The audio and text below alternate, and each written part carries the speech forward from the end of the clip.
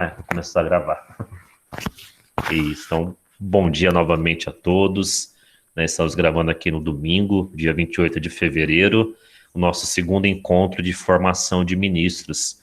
Então, para aqueles que vão depois nos acompanhar assistindo, tá? Nós estamos gravando, e aí depois você que está assistindo a gravação, fica à vontade para depois fazer alguma pergunta, alguma situação, após a gravação, se você for assistir, E a nós que estamos ao vivo, novamente, pode parar, pode ligar o microfone quando achar oportuno. Nós estamos aqui para bater um papo, Vou dar a minha formação, mas é que seja, o máximo possível no estilo de bate-papo. Eu iniciei, no grupo com a música Me Chamaste. Eu acho que para mim ela é uma das músicas que reflete muito esse tempo de quaresma, uma música das antigas, uma música que fala muito esse sentido de nós sermos ministros, que o Senhor vem, e toca firme no nosso coração para caminhar com Ele, então que nós possamos de fato sentir esse amor de Deus. E hoje eu trago aqui para nós iniciarmos ainda mais essa nossa reflexão de hoje, com uma passagem de Coríntios, 1 Coríntios, capítulo 11, versículos de 22 seguintes. Na verdade, eu vou fazer de 20, de 20, 19, um pouquinho mais para frente. Diz assim: em primeiro lugar, ouço dizer que, quando se reúne a vossa assembleia, há desarmonias entre vós, e em parte eu acredito. É necessário que entre vós haja partidos, para que possam manifestar-se os que são realmente virtuosos. Desse modo, quando vos reuni, já não é para comer a ceia do Senhor. Porquanto, mal vos ponde à mesa, cada um se apressa a tomar a sua própria refeição. E enquanto uns têm fome, outros se fartam. Porventura, não tendes casa onde comer e beber? Ou menosprezais a igreja de Deus? E quereis envergonhar aqueles que nada têm? Que vos direi? Devo louvar-vos? Não, nisto não vos louvo. Eu recebi do Senhor o que vos transmiti, que o Senhor Jesus, na noite em que foi traído, tomou o pão e, depois de ter dado graças, partiu e disse: isto é o meu corpo que é entregue por vós. Fazei isto em memória de mim. Do mesmo modo, depois de haver ceado, tomou também o cálice, dizendo: este cálice é a nova aliança no meu sangue. Todas as vezes que o beberdes, fazei-o em memória de mim. Assim, todas as vezes que comeis desse pão e bebeis desse cálice, lembrais a morte do Senhor, até que ele venha. Portanto, todo aquele que comer o pão ou beber o cálice do Senhor indignamente será culpável do corpo e do sangue do Senhor. Então nós somos convidados aí a realmente compreender o sentido da liturgia, o sentido da palavra de Deus e do amor de Deus. Eu vou compartilhar uma apresentação com vocês agora, para que a gente... Cris, Oi. Desculpa interromper. Só repete para mim o versículo de Coríntios, porque eu só consegui ouvir e não consegui acompanhar. É Coríntios capítulo 11, versículos de 18 a 27. 1 Coríntios, capítulo 11. Isso, perfeito. Obrigada. De nada.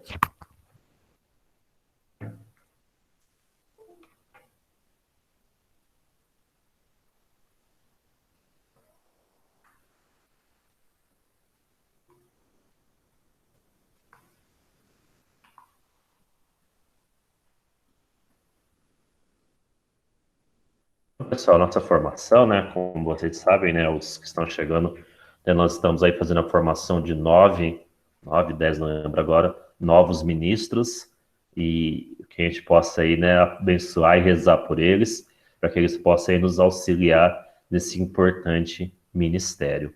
E eu começo com essa imagem para vocês. Quem pode me dizer ou já viu esse documento alguma vez na vida?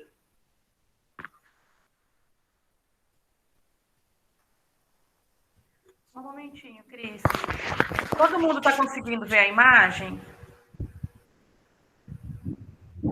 Sim, Cléo. Dá pra ver? Sim. Sim. Eu vejo só o Cris, ó. Cris, você está no celular, né? Dá um toque para o lado para ver se aparece a imagem. Para o lado. Aê, obrigada, Cleo. Maravilhosa. É a vida com os alunos, a gente já sabe. Já vai se acostumando. Eu sou meio lerda com esses negócios aqui, eu não sou muito bem. Tranquilo. A gente tá um ano e não sabe tudo. A gente já apanha ainda. Agora vocês estão vendo aí, alguém já viu esse documento? Alguém já leu? Alguém já pegou em mãos? Já ouvi falar algumas vezes, mas de pegar nas mãos mesmo, não. É aquela coisa, a gente vê, ouve falar, mas nunca pega, né? E o que vocês imaginam que seja esse compêndio do Vaticano II? Eu ganhei o ano, acho que faz 2, 3 anos que eu ganhei um de presente. Ganhei do Padre Evandro. Olha o presente que ele me dá de aniversário. Cecília, você quer falar algo? Você levantou a mão.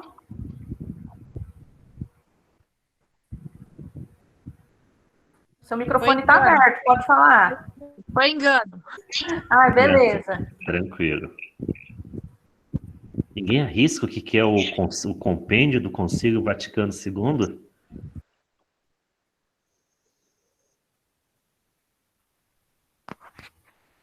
Eu acredito que sejam, assim, algumas normas, algumas posições que a igreja coloca para ajudar a direcionar, né?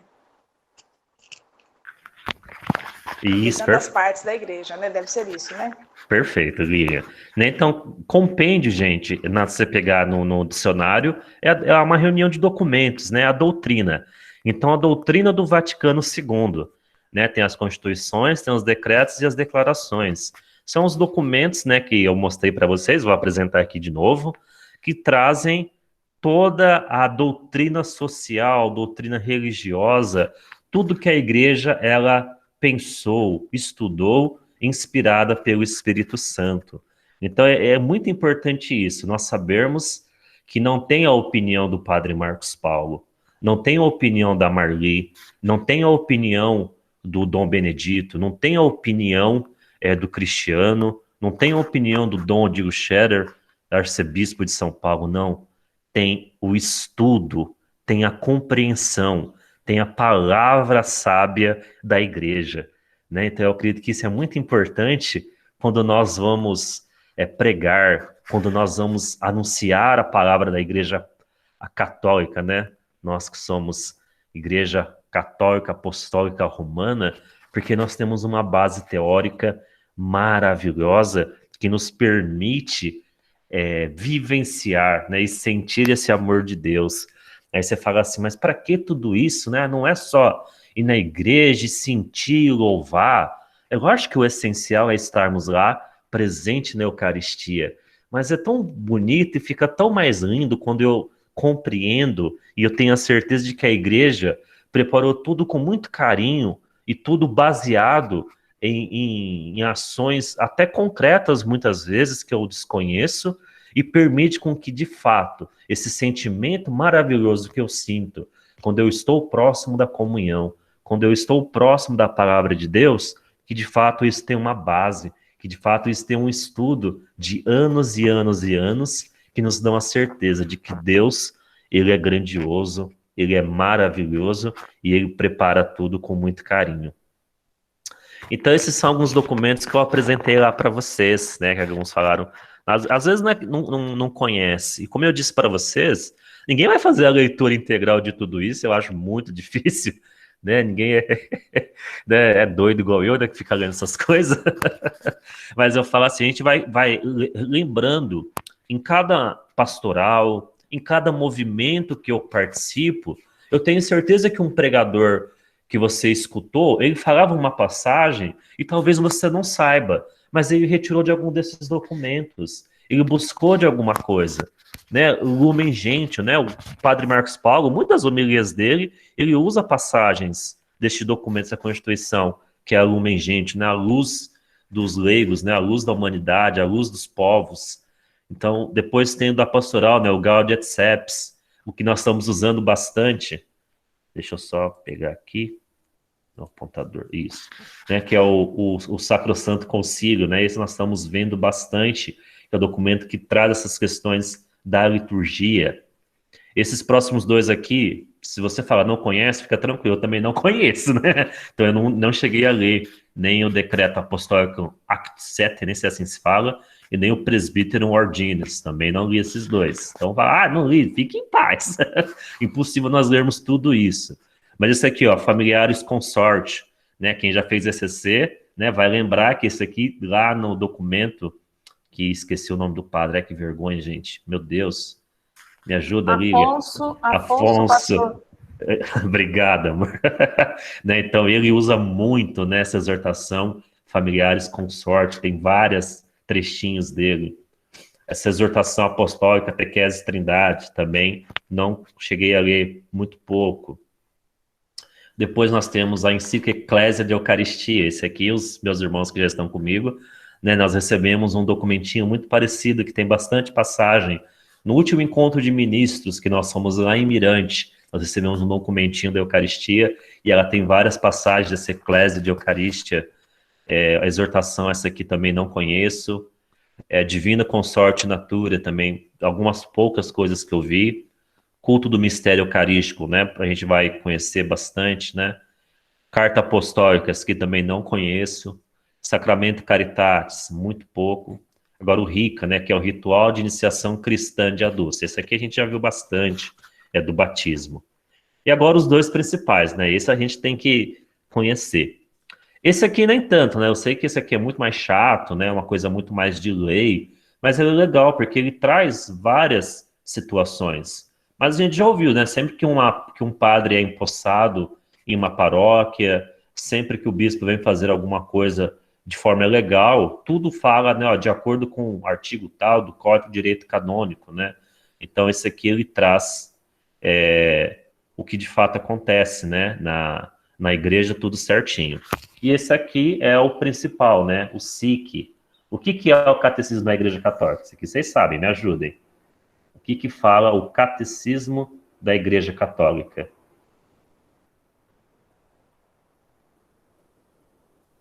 Fala tudo que o católico deveria fazer corretamente, né?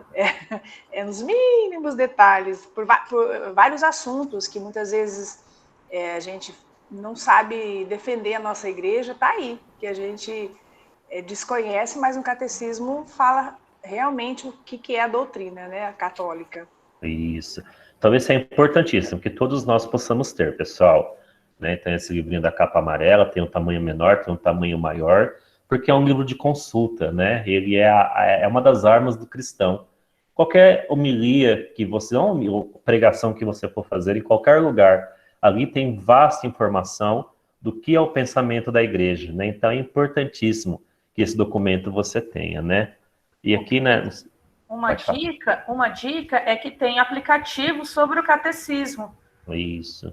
Então, se alguém está no celular, gosta de ter um aplicativo, e ali você consegue ele te direciona para o assunto que você quer saber. Ele é bem assim completinho, o aplicativo. É só colocar Catecismo da Igreja Católica na Play Store que você consegue deixar no seu celular. Exatamente. Eu vi isso aqui agora, ó. Totus tus. Quem sabe o que significa? Eu estava lendo um documentário, foram as últimas palavras do João Paulo II. São João Paulo II, né? Devido ao respeito. Totus tus. Todo seu. Né? Então, muito interessante. Lembrei agora. Então vamos lá. Diante de tudo isso, o que nós vamos conversar, bater um papo hoje sobre a Santa e Divina Liturgia, né? A Sagrada Ceia do Senhor, o mistério da fé, né? Então, quem diz para mim, Olga, não me deixe no vácuo, O que significa liturgia? Qual o significado da palavra liturgia? Quem pode me ajudar?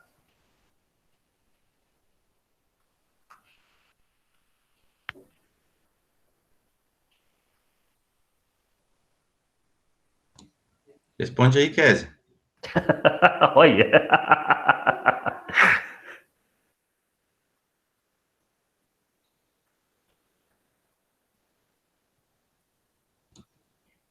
É um conjunto de elementos dentro da liturgia, conjunto de coisas, de atos. Isso, tá bem. Alguém sabe se alguém conhece o significado da palavra liturgia, assim, a etimologia dela, né? Se alguém já teve essa curiosidade de da onde vem? Vem do grego, né? A palavra liturgia. Acabei de achar aqui no Google. Então, Ação do povo. isso, muito bem, né? Liturgia, ela vem do grego serviço público, né? O que vem do povo, né? Então, para o povo, né? Estar a serviço da Assembleia. Então, veja, Eu ia falar que são os ritos litúrgicos onde a equipe celebrativa e o padre, né, fazem comunhão com a Assembleia. Perfeito, ótimo, isso mesmo. E de fato é isso. Então vejam que a liturgia não é para o padre. A liturgia não é para a coordenadora dos ministros. A liturgia não é para os leitores. A liturgia não é para os acólitos. A liturgia é para o povo de Deus. Né? Então é muito bonito isso, né? A igreja, ela entende, né, que a liturgia ela é santa e divina e ela necessita da participação do povo. Então, quando a gente vê, eu fico muito, assim, a gente emociona quando você vê o Padre Marcos chorando, né? Não é fácil, porque de fato você vê que ele entende de fato o sentido. Deve ser muito difícil para um padre celebrar uma missa que é para o povo sem povo, né? Deve ser, sei lá, né? É um sentimento muito, muito estranho. Pelo menos no ano passado, né? Eu já fico até triste. A gente parece que vai caminhar para uma Páscoa novamente, né? Sem povo, né? E é muito. Olha que você vê, começa a fazer o rito da luz e você não vê ninguém com uma velinha acesa, você dá uma tristeza de outro mundo, né? Então, assim, ter essa consciência, né? Que nós, ministros, tudo que nós vamos fazer é em favor do nosso próximo. Tudo que nós queremos celebrar é para que as pessoas possam, de fato, compreender esse mistério da fé. Né? Então, como diz lá o documento Sacrosanto Concílio 7, ele diz que a liturgia é o cume, é o principal, né? É o protagonista, é a fonte da ação da igreja. A liturgia renova e aprofunda a aliança do Senhor com os homens. Na Eucaristia, fazendo-os arder no amor de Cristo. Dela, pois, especialmente da Eucaristia, como de uma fonte, derrama sobre nós a graça e brota com soberana eficácia a santidade em Cristo. É a glória de Deus, fim para o qual tudo tende na igreja. Né? Então está lá nesse documento importante, e ele fala isso, né? Ó, é uma fonte que derrama sobre nós a graça. Né? Então, como eu dizia na semana passada, a liturgia, a missa, ela não deve ser um fardo, ela não deve ser um peso, ela deve ser para nós fonte de amor, fonte de graça. Você tem que entrar lá naquela igreja, naquele prédio, e é você que é a igreja de Cristo, né? A igreja não são as quatro paredes. A igreja somos cada um de nós. E o nosso coração se encher. O nosso coração se sentir muito bem ao estar naquele lugar. Né? Que não seja 1h30 de fardo, mas que seja 1h30 de pura graça, do começo ao fim. Né? Então, é isso que nos traz os documentos da igreja.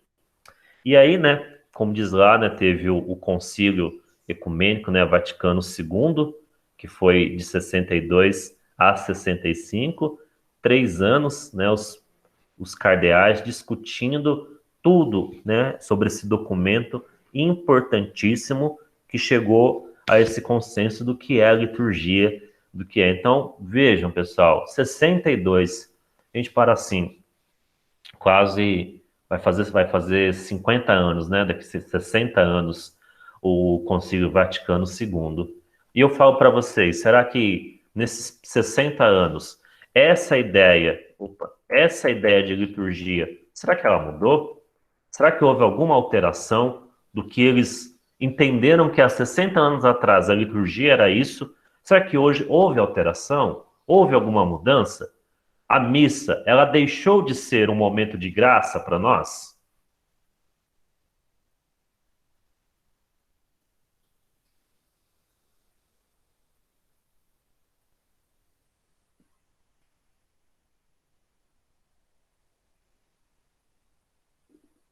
O que vocês acham? Vocês acham que eles pensaram que há 60 anos atrás a missa era um local onde se derrama sobre nós a graça e brota a santidade em Cristo e a glória de Deus?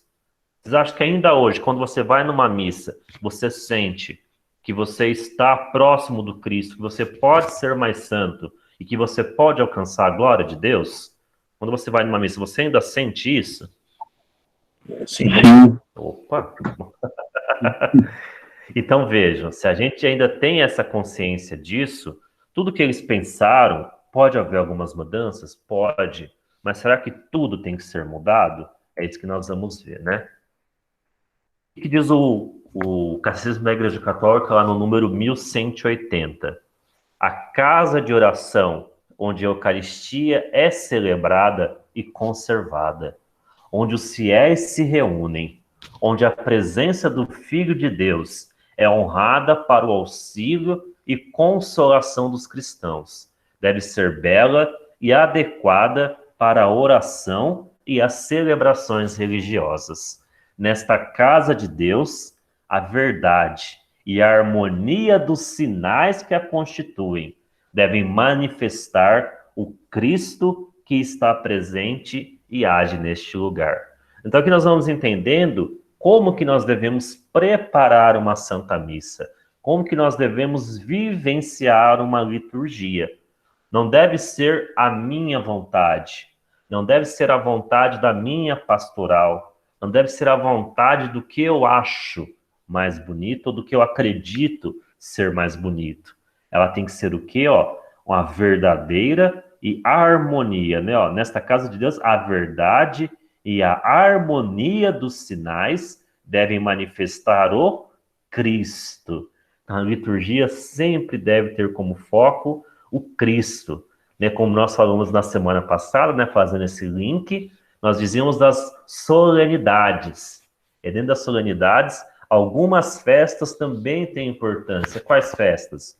Do batismo, da Epifania. Então, todas aquelas em que o Cristo, ele é o protagonista. Nós temos que ter sempre essa consciência, meus irmãos e minhas irmãs. Na liturgia, o foco, o protagonista, o centro é o Cristo. Nada mais pode ir além dele, em especial ali na casa de Deus. Né? Quando eu dizia, às vezes tem uma missa lá no ECC, às vezes tem uma missa lá no acampamento, às vezes tem uma missa lá no não sei, outros lugares que eu não vou lembrar agora que tem missa, no encontro de acólitos, às vezes tem missa lá no terço dos homens. Nesses espaços, pode-se ter momentos em que se valoriza outras situações, mas sempre ter esse cuidado, sempre ter esse equilíbrio. Mas quando estivermos na Santa Igreja, quando estivermos no edifício sagrado, aí não. O foco sempre o Cristo. E aí vamos conhecer um pouquinho, né, sobre essa igreja, né? Então a igreja, praticamente, ela tem dois espaços principais. A nave central da igreja e o presbitério, né? Então todo esse espaço onde fica o altar, no nosso caso aqui, né? Aqui está a mesa da palavra, né, que nós também temos, né, os locais onde sentam, né, o sacerdote, os seus auxiliares. Todo esse espaço é o presbitério. O nosso aqui daqui na nossa igreja, no cantinho, tem o espaço do animador também. Lembrando, Kézia não bate em mim, lembrando que o animador, ele não faz parte da liturgia. Mas também não está errado ter ele, porque ele conduz, ele prepara as pessoas para que elas possam, né, entrar nesse clima da Santa Eucaristia. Mas o correto era que todos nós chegássemos na igreja em silêncio, rezássemos com a nossa Bíblia, pudéssemos abrir as passagens, já vindo de casa, né, e já estivéssemos em clima de oração. Quando tocasse o sininho, pirim, pirim, todo mundo levanta lindo, o grupo de canto começa a cantar e vamos para a missa, né? Mas um dia chegaremos lá com fé em Deus.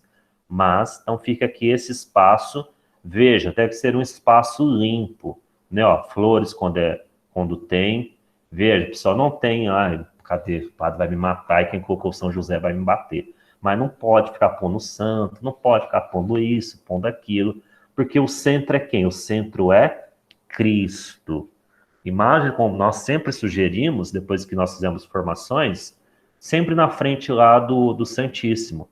Né? Por quê? Porque não tira o foco do principal, que é a liturgia. Né? Quando você põe um São José, quando você põe um negócio, não atrapalha um pouco. Lógico, dia 12, Nossa Senhora, ela merece destaque total, né? Então não tem problema. Mas sempre o ideal é que o presbitério, sempre o mais limpo possível. Porque quem que é importante? A mesa do sacrifício, a mesa da Eucaristia, que é o altar, e a mesa da palavra. Né? Aqui estão os símbolos principais, os sinais principais, que é o Cristo ressuscitado, tanto na palavra como no altar. Por isso que o altar tem que ser o mais limpo possível. E a nave, pessoal, é onde a assembleia fica, né? De fato, ela possa dar visibilidade para que as pessoas possam, desde o último banco, enxergar, né, o altar, enxergar tudo possível, né? Por isso que vocês veem, a nossa ainda, graças a Deus, dá para enxergar bem, mas na perpétua vocês veem que já estão fazendo ela meio que degradê, né? Ela vai diminuindo para que as pessoas possam, de fato, visualizar de maneira importante a palavra de Deus e possam visualizar o sacrifício do Cristo que é revivido por nós, tá? Então, os dois principais espaços, presbitério e nave central. Nós também temos o sacrário, né? Temos a capelinha. Às vezes ela pode estar aqui como em primavera. Quem já foi em primavera, né? O Cristo, ele fica atrás do altar mesmo, né? Tem aqui o Santíssimo, né? O sacrário fica bem atrás. O nosso, como vocês sabem, é aqui, né? Quem está vendo de frente, do lado esquerdo. Quem está no altar, do lado direito. Tá ok? Então, o altar, né?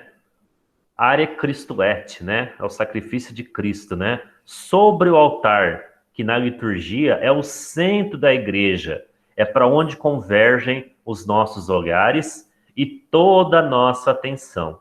Se faz presente o sacrifício da cruz sobre os sinais sacramentais. Ela tem dois mistérios, o altar do sacrifício e a mesa do Senhor. Né, o altar cristão é o símbolo do próprio Cristo, né? Junto com a cruz, o altar é o símbolo do Cristo. Deve estar presente no meio da Assembleia dos Fiéis, né? Como vítima de reconciliação e alimento celeste. Né? Dois grandes santos fazem uma bonita referência ao altar, ó. Não aos mártires, mas ao Deus dos mártires, erigimos nossos altares. E São Ambrósio, que ele fala, Santo Ambrósio, com efeito que é o altar de Cristo, senão a imagem do corpo de Cristo. Alguém quer falar? Pode atrapalhar. Não?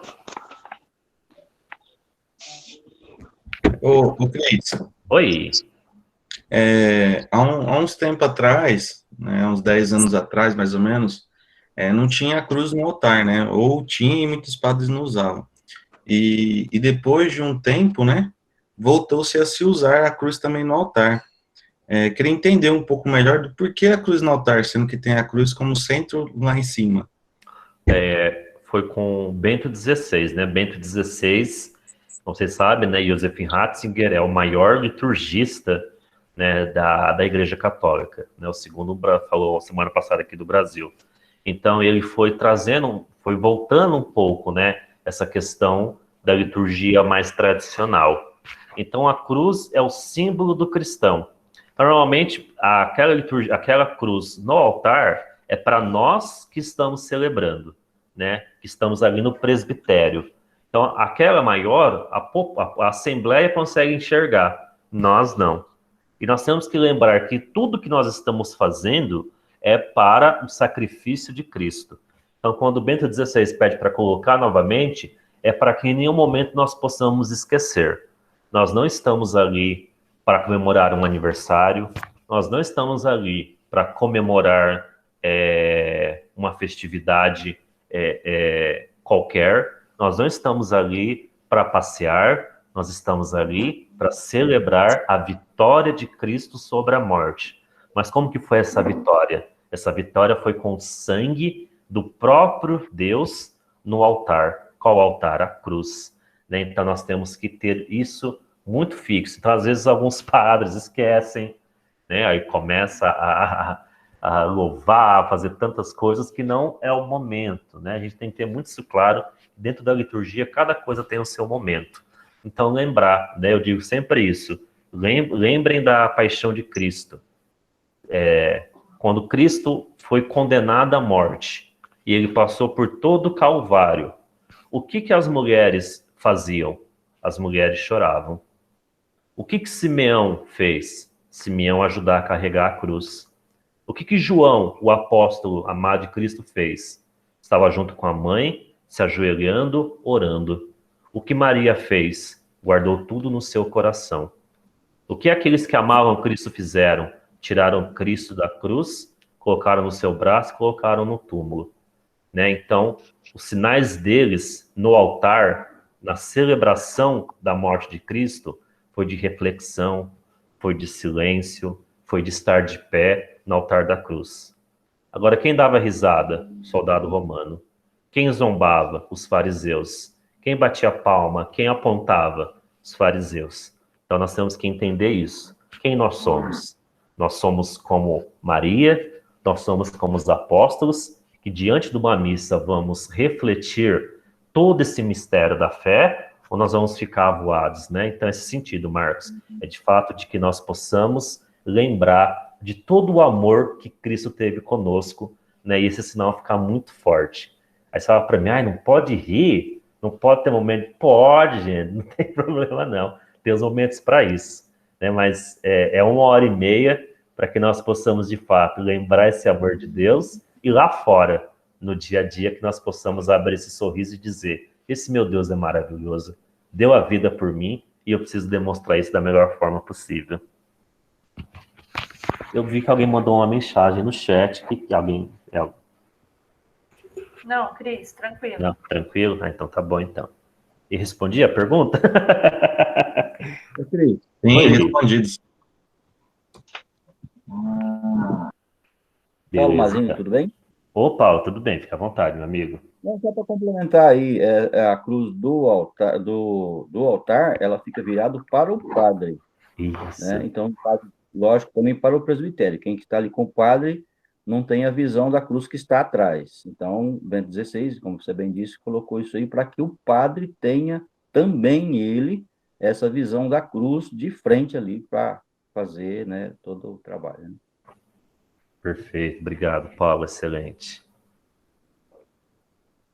E aí algumas significações do altar, né, dos primeiros altares que nós tivemos lá nas igrejas antigas. Né? Como vocês sabem, os primeiros cristãos eram perseguidos, então eles celebravam nas catacumbas. Então a gente percebe como que já era a estrutura da igreja, né? Então já tinha um altar, né, um espaço para que eles celebrassem. Aqui também já tinha uma ideia de um altar, né, de algumas situações que eles já faziam para celebrar. Aqui um outro modelo de altar. Então vejam que desde a antiguidade, desde civilizações, né, das comunidades cristãs antigas, elas já tinham essa ideia de igreja, essa ideia de altar, e que nós fomos trazendo, né, para a nossa realidade das nossas igrejas. E aí, né, eu não consegui achar, eu peguei esse slide já pronto, que eu já tinha muito tempo, podia ter colocado as nossas fotos, não deu tempo.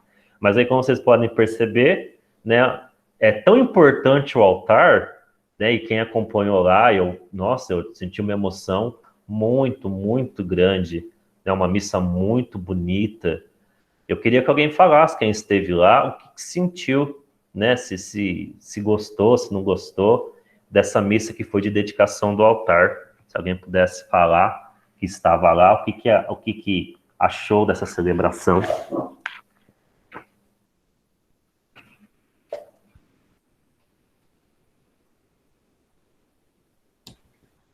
É uma missa muito bonita, Cris. Eu me senti muito emocionado, principalmente nessa parte, a hora que o bispo, né, ele unge o altar, né, fez todo aquele rito lá. Eu fiquei muito emocionado, primeira vez que eu vi isso, né? Tirando a parte que eu me senti uma carne defumada, foi fumaça para tudo quanto é lado. Mas foi uma missa muito bonita, foi uma das missas que eu mais me emocionei e chorei, uma das poucas, né? Porque é um momento muito lindo você ver a nossa igreja, principalmente sendo dedicada novamente, né? Depois de tantos anos, e o bispo vir aqui fazer um rito desse, né? Foi maravilhoso.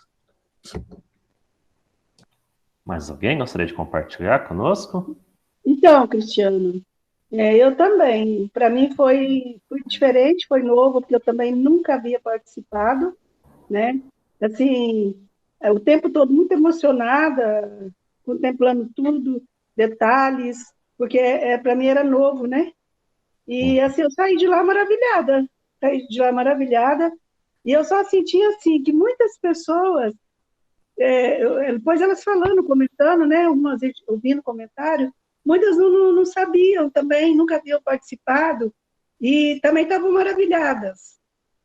E aí perguntavam, né, sobre o que aconteceu ali, sobre o ritual.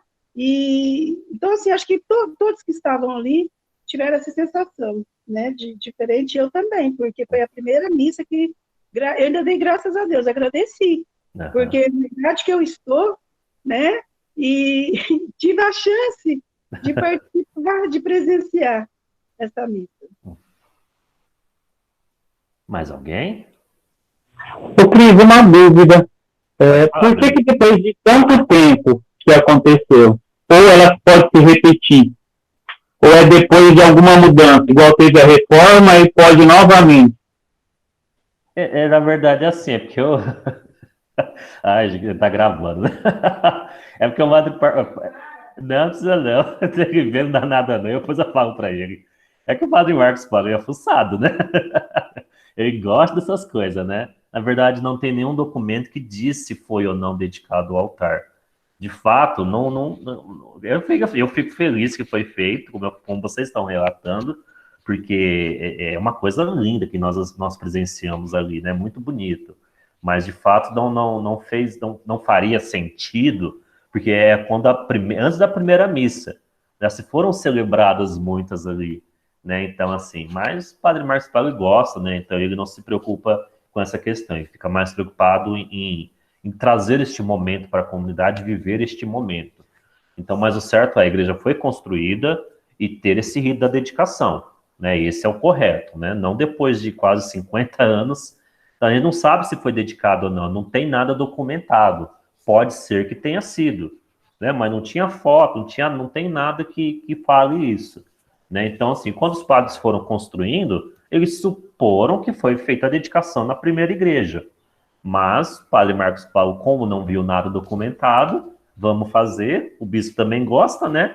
Então, juntou a fome com a vontade de comer, e aí foi. Mas o correto, esses dias, quem tem o Face da diocese, estava passando o Dom Agostinho fazendo lá da mãe da igreja, quando construiu a mãe da igreja, a paróquia do seminário, e mostrou a dedicação daquele altar, daquela igreja. Mas o certo é quando a igreja é construída, e aí você faz essa dedicação, né? Que aí tem esse momento da leitura da dedicação do altar, né? A unção com óleo. Aqui, ó, esse é um espaço para eles colocarem a relíquia, né? Nós não tivemos nenhuma relíquia, né? O momento que o Marcos falou, né? Que o Arnaldo superou, né? O Arnaldo superou todos os acólitos, né? A pessoa que mais fez incenso na igreja, né? Então sobe né? A fumaça, né? O incenso de Cristo, né? Para as pessoas de fato entenderem o sinal do turíbulo, né? Que é os nossos pedidos, o nosso sacrifício, né? Seja aceito por Deus Pai Todo-Poderoso. E aí, depois de tudo isso, né? Aí vem aqui as ministras, ó, né? Ou as senhoras que zelam pela igreja, preparam o altar dignamente, e depois ele está preparado para a celebração. Mas, de fato, foi isso. Não, de fato, não houve nenhum documento, e aí o padre Marcos Polo, né, quis fazer, o bispo concordou e foi. Mas o correto é quando se inaugura a igreja. Não, tá entendido. E só para antes de você dar andamento, só para mim entender. Então, o animador, ele é um auxiliar na celebração. Se a gente procurar, ele não tem, assim, não tem um documento. Como as pessoas, aquilo que você falou, o rito é o mesmo desde lá de trás, mas as pessoas, para não perder o foco, é uma pessoa que vem auxiliar durante a celebração, é isso? Correto, isso mesmo. O animador é algo facultativo, né? E não é obrigatório, não deveria ter ele, não deveria ter assim, né? As pessoas normalmente deveriam entender o sentido já, mas como não entendem, é importante que tenha alguém com boa dicção, a pessoa que entenda de liturgia e que leve as pessoas a retornarem, né? A gente fica muito distraído. Então, você está, às vezes, com o bebê, né? Você está com uma outra preocupação, então essa figura, né, apesar de ela não ser necessária dentro do que fala a liturgia, mas a gente entende que nos dias atuais ela faz um papel muito importante, porque ela traz para nós, agora a liturgia da palavra, agora é hora da Assembleia responder, porque não pode ficar no vácuo também, né? Você vê quando os padres mais antigos, quando ninguém respondia, ele pede, gente, repitam, né? Quando alguém vai lá na Perpétua, às vezes que eu fui lá, o animador ele fala e o povo repete, né? Os padres que passaram por lá, né, gostam dessa maneira, né, para que de fato não fique no vácuo, né, a fala do padre. Porque você imagina, é o próprio Cristo conversando conosco, e aí ninguém dá bola para o Cristo, né? Então por isso que tem essa figura, exatamente isso que você colocou. Cristiano. Oi. Antes, o animador, ele não ficava ali no presbitério, né? Ele ficava um pouquinho mais abaixo. Aí foi o padre Evandro que levou ele para o presbitério. Por conta das condições mesmo ali, né? Onde ficava, porque estava cedendo o piso. Então, ele também, ele não fica ali no presbitério. Ele tem que ficar assim, ele não deve aparecer. O papel dele é não aparecer, mas por conta, o padre Marcos, conversei com ele já, para a gente descer o ambão para colocar o animador para baixo. Mas ele fala que não tem como, que vai atrapalhar ali.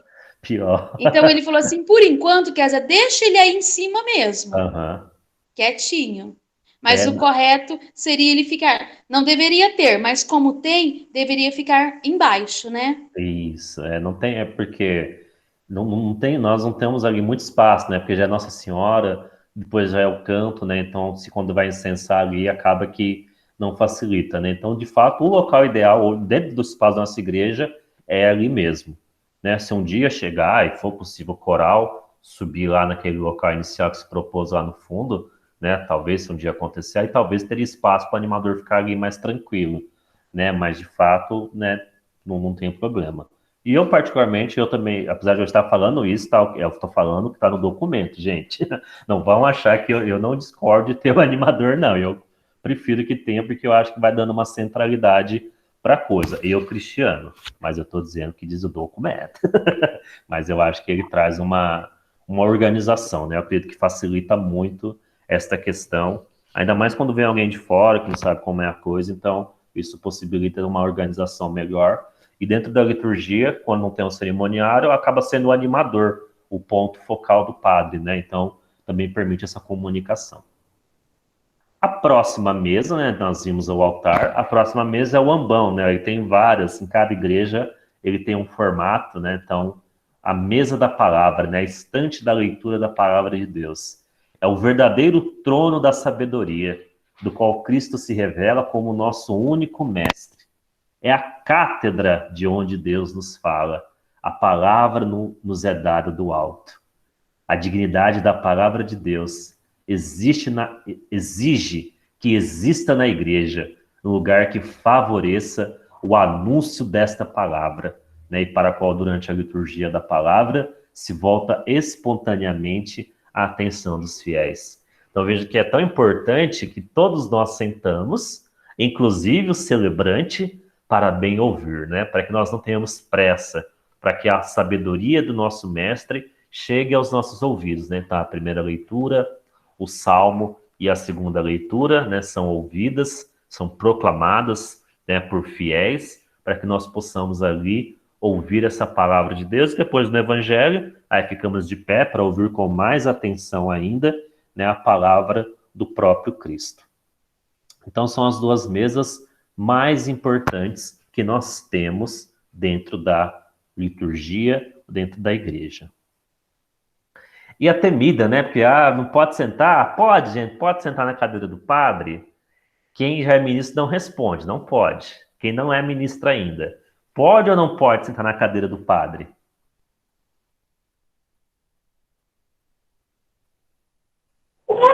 Eu não tenho conceito, né? Mas eu acho que não. Não? Naldo falou que não. Quem mais? Concorda com ele? Discorda? Eu acho que pode. Eu acho que não. Não. Eu vi no chat aí, que colocou no chat. A Marli colocou que acha que não. A Marli Bueno. Marli Bueno que não. Vamos lá. Cadeira presidencial.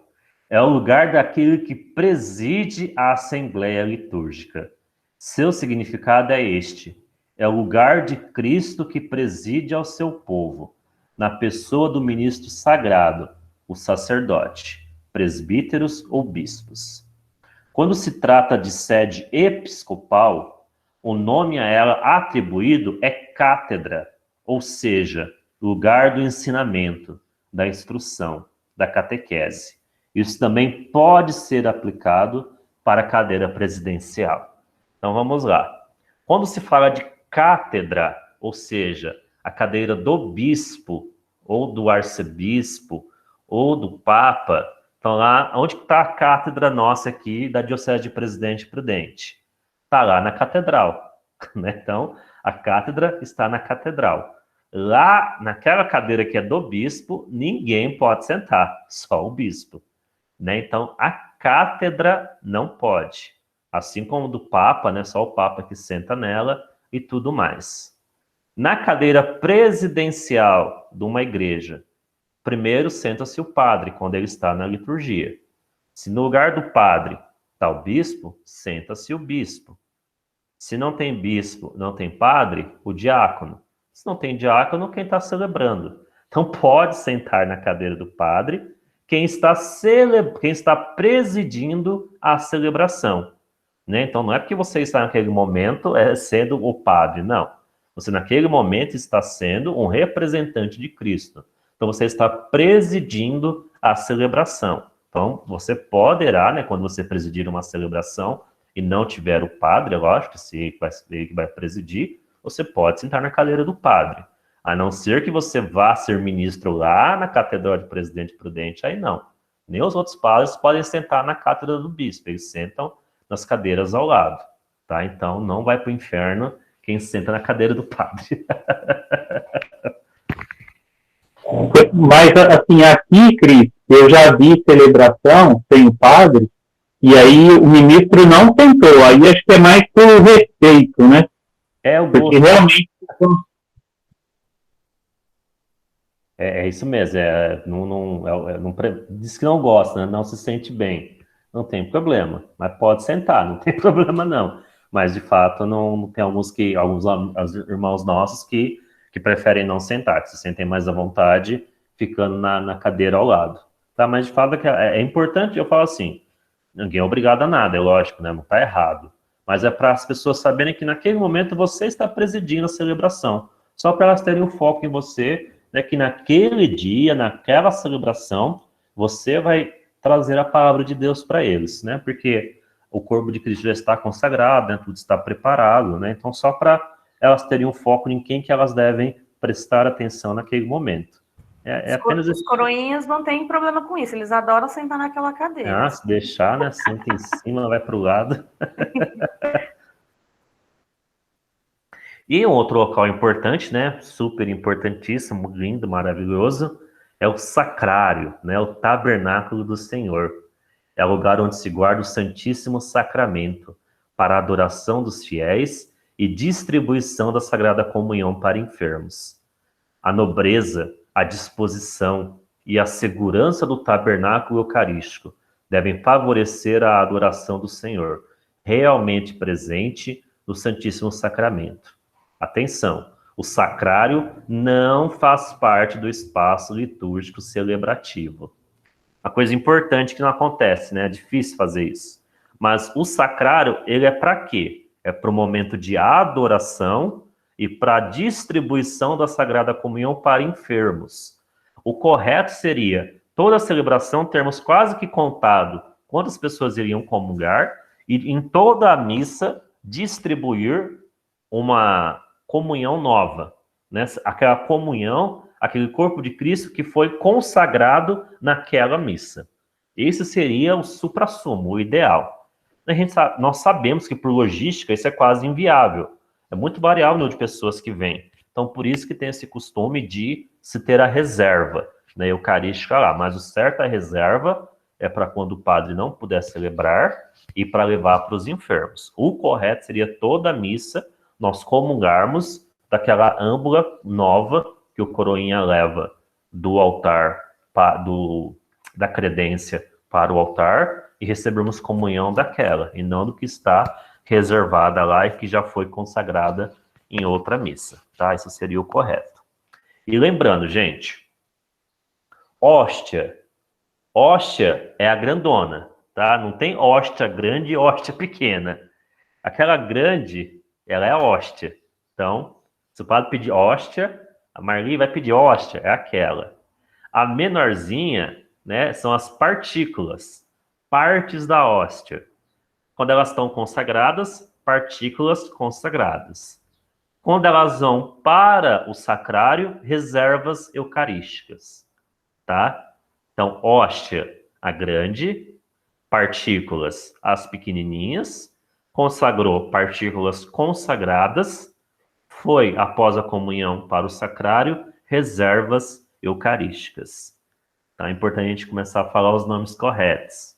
O padre vai consagrar a hóstia. Opa, perfeito. O ministro vai distribuir as partículas consagradas.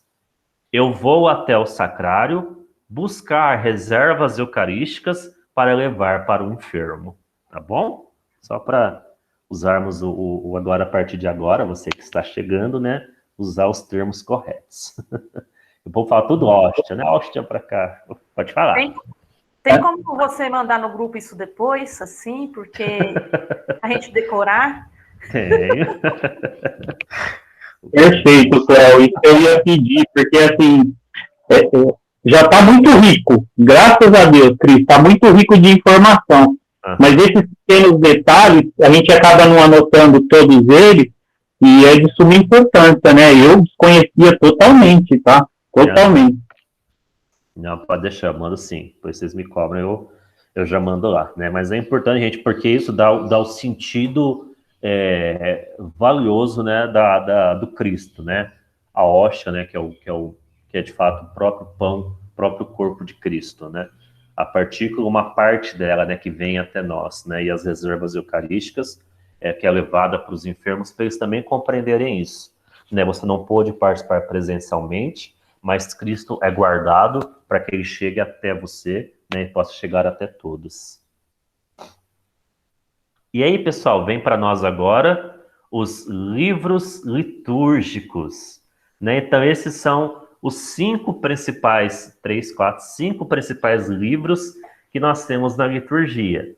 Os leitores, né? Minha amiga Késia, Cris Ferrareto, Marli Bueno, né? Ambas as Marlis, que são aí da liturgia, né? Conhecem esses aqui de cabo a rabo, são os lecionários. Então, nós temos 3 lecionários, meus irmãos. Nós temos o lecionário 1, que é o principal, que é o dominical, que ele tem as leituras do final de semana, do domingo, e tem as leituras das solenidades, tanto o ano A, o ano B e o ano C. É o maior que nós temos lá. Depois nós temos o lecionário segundo, né, que é o lecionário semanal. Ele tem as leituras durante a semana também, anos A, B e C. Lembrando que o evangelho tem a leitura do ano par, leitura do ano ímpar. E o evangelho é sempre o mesmo, o evangelho não muda. O evangelho do ano A, B e C. Mas a leitura, que é a leitura e o salmo do ano par e do ano ímpar. Então, este ano de 2021, nós estamos no ano B, Evangelho de São Marcos, e nós estamos no ano 2021, ano ímpar. Estamos no ano ímpar do lecionário semanal. E tem o terceiro, que é o lecionário para as missas dos santos comuns, diversas necessidades, né? Então, quando você procura algum santo, às vezes você não vai achar aqui no dominical e vai achar neste aqui, tá ok? Então, são os 3 lecionários. Aqui do outro lado, né, o original é a capinha vermelha, tem agora o bonitão da capinha dourada que o Padre Marcos comprou, e para essa agora ele comprou um roxo também para a missa desse tempo de quaresma. A de Marcos tem de um bom gosto, diga-se passagem, maravilhoso. Né, então, ele comprou o roxinho, que é o missal romano, que é onde eu falei para vocês, que tem o IGMR, né, a instrução geral do missal romano, onde tem todas as instruções, onde tem as leituras que são feitas durante a missa. Então tem uma parte que tem a missa, parte por parte, bonitinha, como deve ser feita. Tem todos os oremos da oração da coleta, que é o primeiro oremos. Tem os oremos do ofertório, tem os oremos da comunhão, tem a bênção final, página 521, tem todas as bênçãos, começa a partir da página 521. Rito da comunhão, página 519. Tem todas as orações eucarísticas, 1, 2, 3, 4, 5, que é o verdinho que tem do ladinho com o vermelhinho. Tem as demais, né? Então tá tudo ali, tem os prefácios, né? Todos os prefácios. Então, tudo muito rico, né? Que tem na nossa igreja, né? Tudo bonitinho. Prefácio, não me engano, a partir da página 402, 403. Depois a gente confere lá. Não precisa decorar isso não, gente, tô só brincando. Ah, você não tá doido, né? Eu leio esse negócio faz 20 anos. Você não decorar esse trem, só por Deus. Tá? Mas não precisa decorar, não. É só para você saber que esse é o livro mais rico que tem. E também quem mexe mais são os acólitos, né? Agora, né? Isso, né? Mas a Marli vai lembrar, a Marli é dessa época. Marli não era ainda. Paulo era, não era? Paulo era. Paulo. Você foi do Padre Cássio, Paulo? Não, Paulo foi comigo, não foi? Entrou junto comigo, Paulo? Não sei. Eu fui Padre... Oh, meu Deus do céu. Nós somos com o Padre Cláudio, não foi? Padre Cláudio, é. Padre Cláudio, nós entramos com o Padre Cláudio. Não pegou, né? Marli também. Todo jovem aqui. Marga também, Liga também é dessa leva agora, né? Não tem ninguém agora. Mas quando era o Padre Cássio, quem mexia no missal eram os ministros. Né? Então, que não tinha acólito nessa época, só coroinha. Não tinha acólito, só coroinha, né? Acho que não vai... Eu era criança, eu me lembro vagamente disso. Né? E aí tem esse livro lindo, gente, que é aquele que fica no altar muitas vezes, que é o Evangeliário, o livro dos evangelhos, né? Então tem aqui os 4 evangeliários: Mateus, que é o homem; Marcos, que é o bezerro. Não, Marcos é... Meu Deus, que bicho é esse aqui? Agora esqueci. Marcos, que é o leão. É o leão, obrigado. Marcos é o leão. Aí Lucas, que é o bezerrinho. E João, que é a águia, tá? Mas depois a gente entra porque esses 4. Deixa isso pro final. No final eu explico.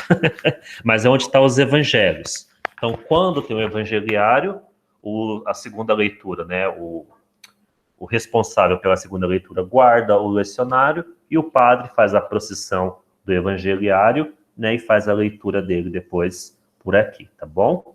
Então, são 5 livros importantes. Tudo lá você pode ver que vai estar lá. A Marli vai mostrar para vocês na formação dela, mas vocês já vão conhecendo. O de hoje vai ser isso, gente. Vocês vão ver comigo aqui a teoria e a Marli vai mostrar tudinho para vocês, tá? Na prática. Fica tranquilo, tá? Ô, Cris, só Ô, Cristiano. Opa. Desculpa, pode falar, Cléo. Pode falar, Kézia, depois eu falo. Ô, Cristiano, deixa eu só ver com você, porque a liturgia, às vezes, o padre manda uma mensagem. Kézia, hoje vai ser esse evangelho, essa leitura. Então, é diferente. Só que, às vezes, eu, a Marli, a gente procura lá na sacristia e a gente não encontra. Aí ele traz o livro dele, lá da casa dele, com leitura e evangelho. A gente precisa ver, porque normalmente é para ter nesse 3. Porque, geralmente, assim, em vez de ir fazer a leitura da semana, hoje eu vou fazer a leitura do santo do dia, não é? Geralmente é isso, quando ele pede. Igual quarta-feira passada. Na quarta-feira, ele me passou, se eu não me engano, o evangelho de João, que ele falou que seria de Marcos. Não lembro direito, mas ele mandou, o Júlio me mandou, mãe, hoje vai ser esse evangelho. Aí, à noite, nós estávamos procurando, a Marli procurou, os acólitos procuraram e ninguém encontrou. Aí depois chega o padre com o livrinho dele. Não, tá aqui, ó. Aí vai lá e coloca. Gente de Deus, deixa eu ver aqui, Rapidex, 24 de fevereiro, foi quarta-feira, 24 de fevereiro de 2021. Liturgia. Em tese, é a primeira semana. Foi na sexta-feira. Foi sexta. Era foi Evangelho sexta. de João, foi capítulo sexta? 18, versículo 19 ao 28. Sexta-feira. Opa, peraí. Desculpa. Imagina. Sexta-feira, primeira semana da quaresma. Dia 20, vamos lá, 26 de... Marli, porque em algumas vezes acontece isso, né, Marli? Isso, tá acontecendo com frequência. Aí ele traz um lecionário lá, que eu esqueci o nome, ele traz da casa dele e tem as leituras. Na sexta-feira, o evangelho foi de João, porque ia falar de Pentecostes. Meu Pai eterno. E é verdade, tem acontecido com frequência. Na sacristia tem esses 3? Tem os 3, tem. Os 3. Aí esse outro, que a Kézia está falando, fica na casa dele. Então deve ter algum livro secreto, então. Não é para ter. 26 de fevereiro. Também, viu? 26 de Pegou esse fevereiro. livro lá na biblioteca de Roma. Só pode, né? Misericórdia. Que evangelho que foi, Marli? João. Capítulo 19, versículo de 18. Capítulo 18, versículo 19 a 28.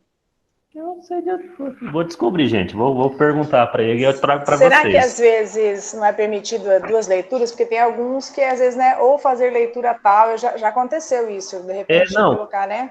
Mas não tem no dicionário. Ele que, porque ia falar de Pentecostes aquele dia. Aí ele trouxe aí sexta-feira ele levou a Bíblia dele, porque tinha do 19 ao 23 só. Até o 28 não tinha. Então, que estranho. Ele deve ter mudado as coisas aí. Eu acho que ele mudou. Ele mudou por causa do tema da missa. O tema da missa do cerco. Ele adequou isso aí. A primeira leitura ele manteve. Agora ele mudou. O evangelho quis tratar aí com o tema, né? Entendi. Isso, aí, porque é o tema do cerco que ele mudou. Certo, né? Não deveria, né? Mas tudo bem.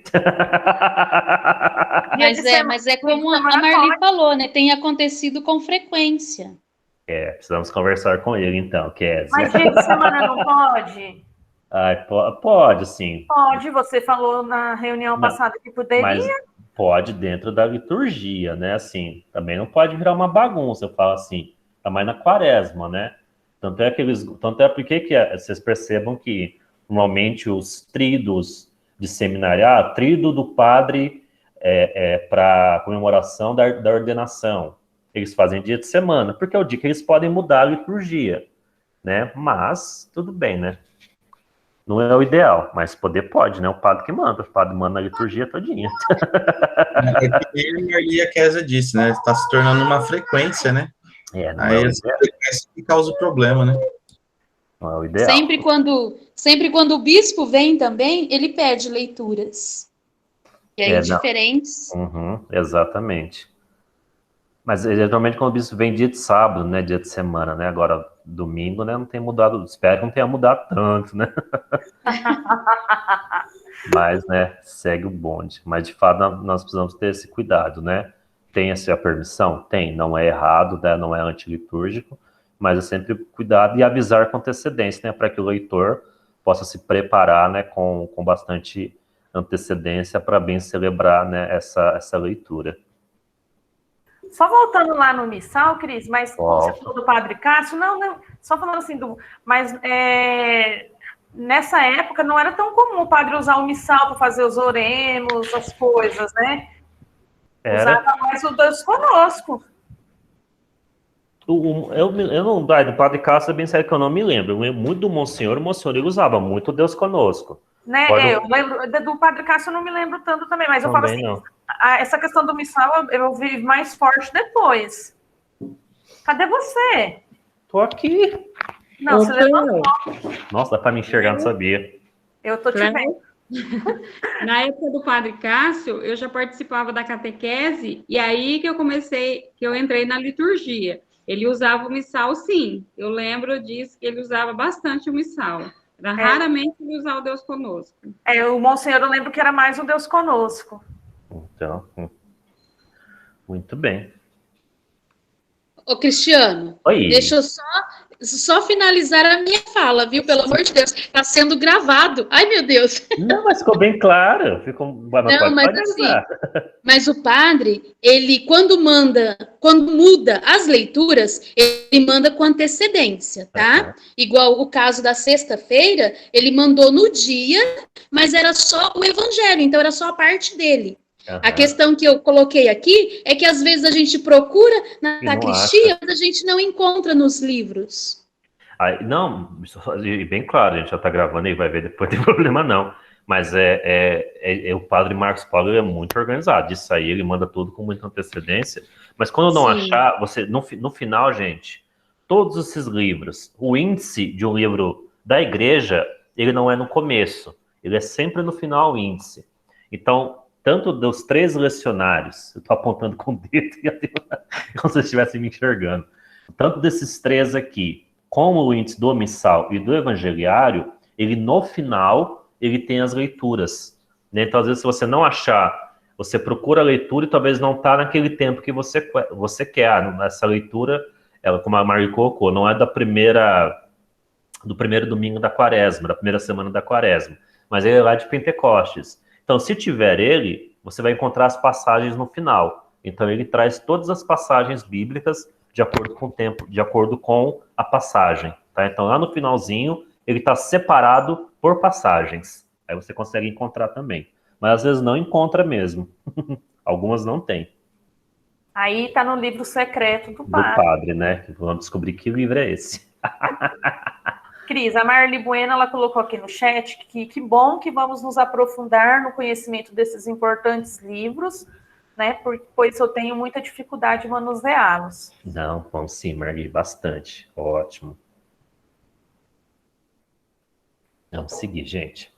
Os objetos, né? Isso aqui é a parte mais gostosa, gente. É tão bom mexer, as crianças gostam, todo mundo gosta, né?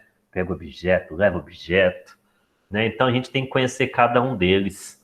Então, o principal, que é o cálice, né? Aparece até o nosso esse aqui, né? O cálice, bonito, esse aqui é o principal que nós temos. Aqui uma âmbula, né? Mais decente que as nossas, né? Mas agora tem aquelas de metal que eu acho bonita, mas aquelas de vidro eu nunca gostei. A Margarida sabe disso, que eu não gosto delas. Mas bonito, né? Eu também não gostava daquela de vidro. Obrigado, Margarida. Ostensório, né? Lindo, né? Os nossos ostensórios são maravilhosos, coisa linda de Deus. A patena, né, pessoal? Então, cálice, onde vai o corpo, onde vai o vinho, né? A água e o vinho. O vinho, né, como vocês sabem, significa o sangue de Cristo. A água pode ser tanta água que jorrou do lado de Cristo. Então, o vinho é a sua humanidade, a água é a sua divindade. Tá? Ou também alguns podem representar como o vinho, o Cristo que salva, né? E a água, né? A humanidade que é convidada à santidade.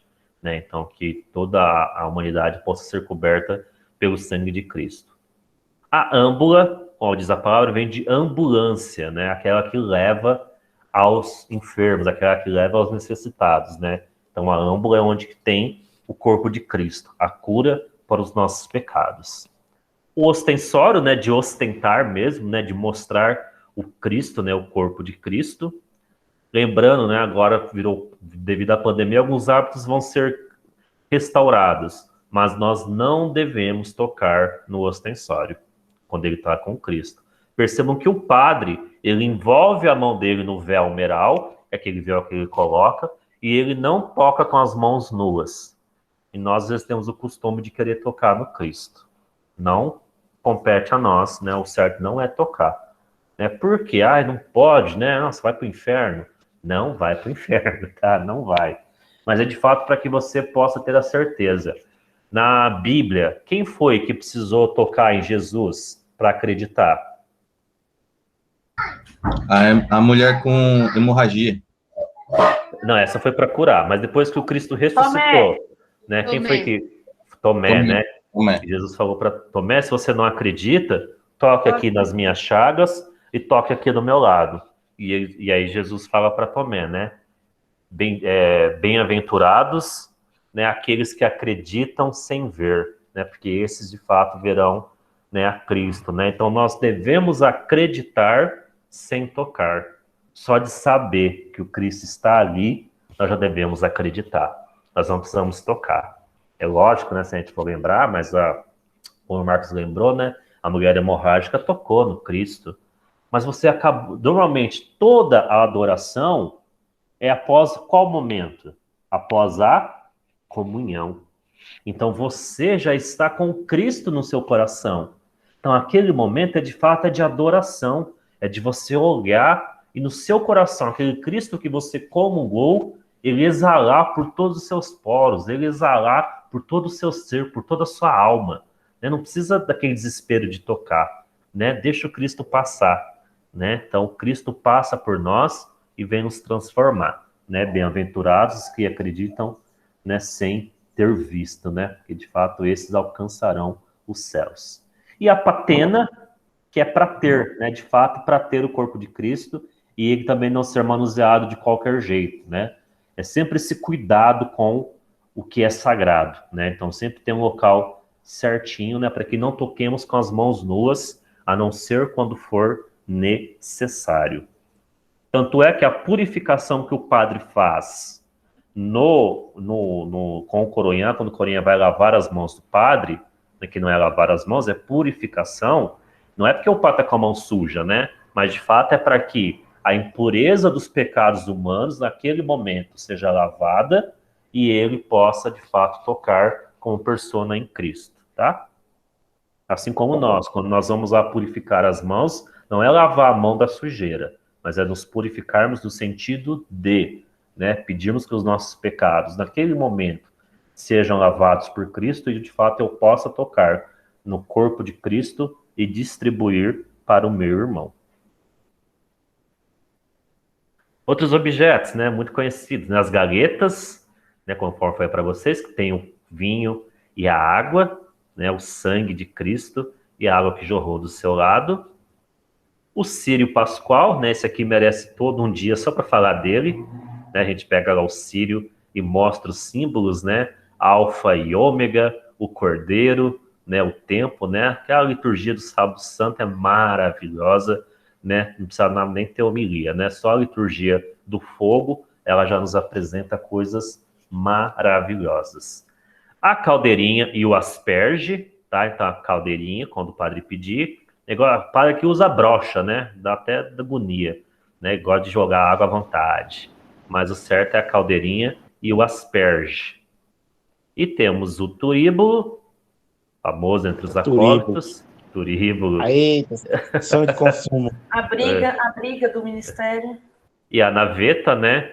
Então, a naveta, ela vem da nave. Quem é a nave? Onde está a assembleia. Então, a assembleia é representada por esses grãos. A assembleia deposita os seus pedidos, as suas orações, as suas súplicas, os seus sacrifícios no fogo. Que fogo é esse? É o fogo do Cristo.